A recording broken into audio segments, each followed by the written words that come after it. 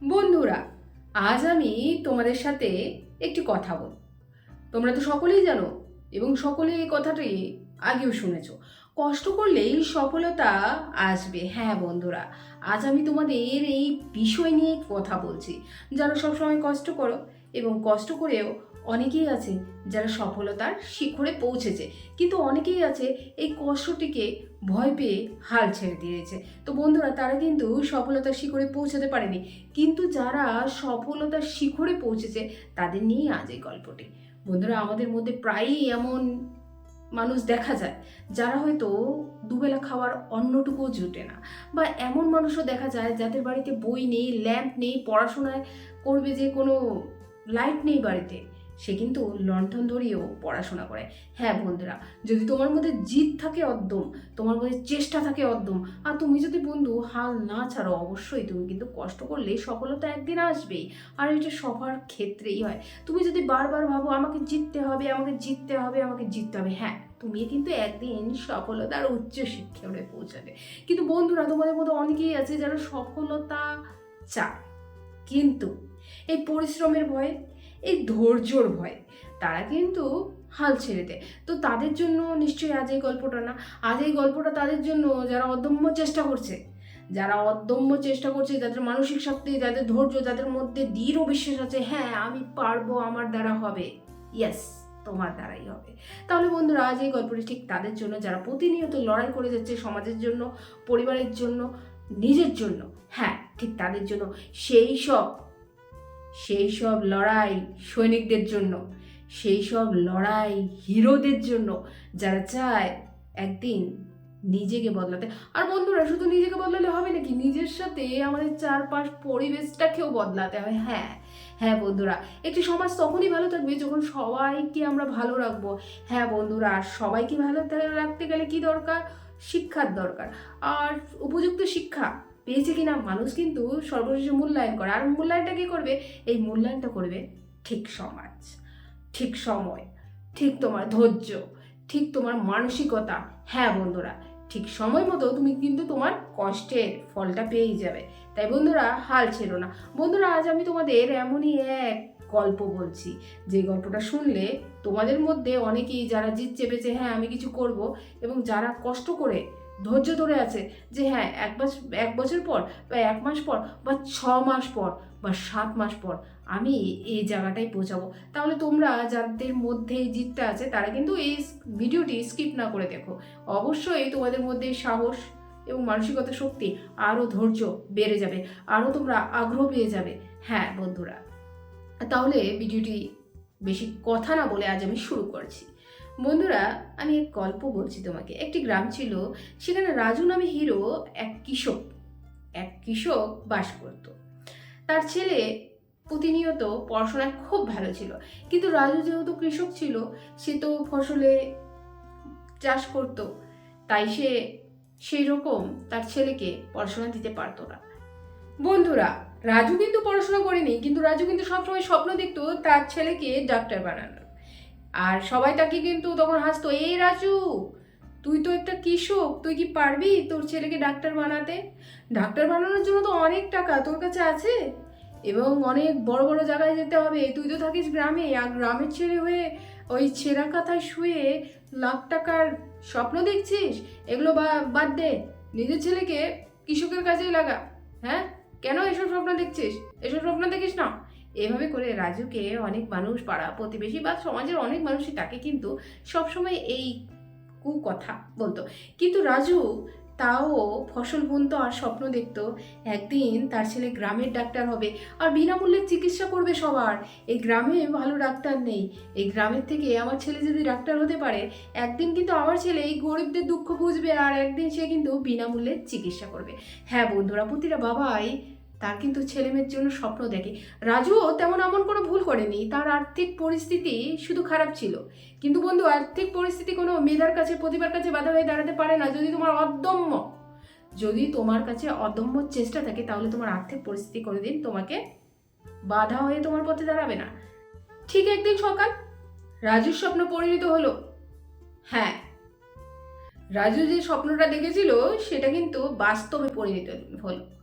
রাজুর ছেলে স্কুলের টপার হলো এবং তাকে বাইরে পড়ার সুযোগ আসলো।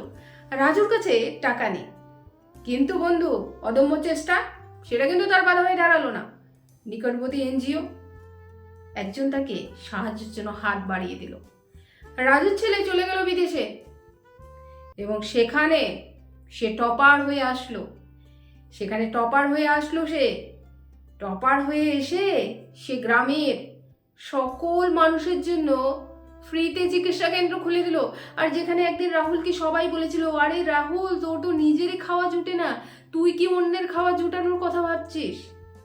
রাজু তখন বলেছিল, বিন্দু বিন্দুতেও সিন্ধু করে।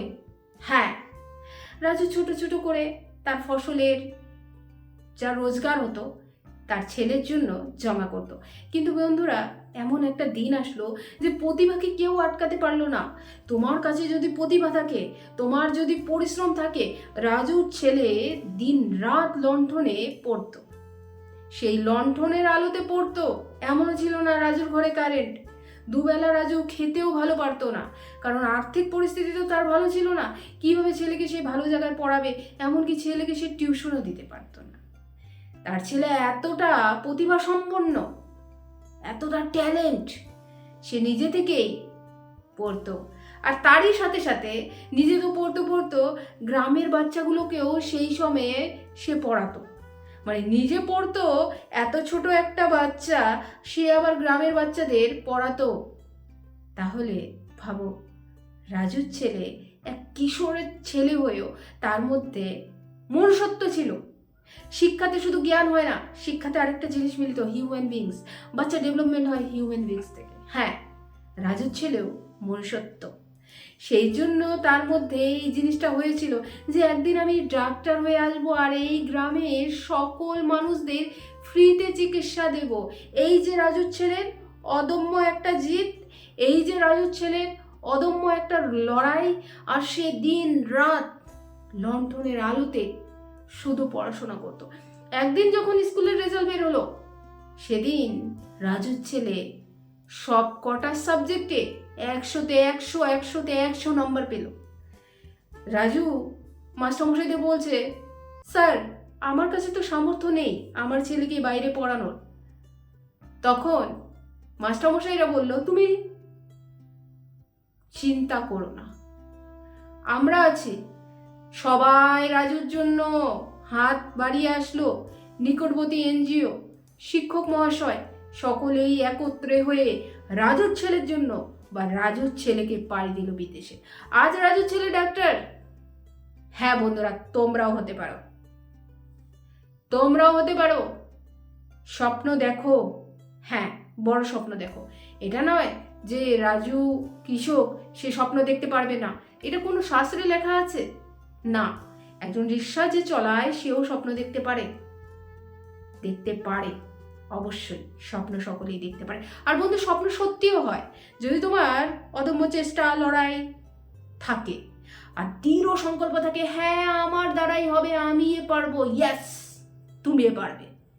ঠিক রাজুর ছেলে রাজুর চোখের সেই স্বপ্নকে পূর্ণ করলো।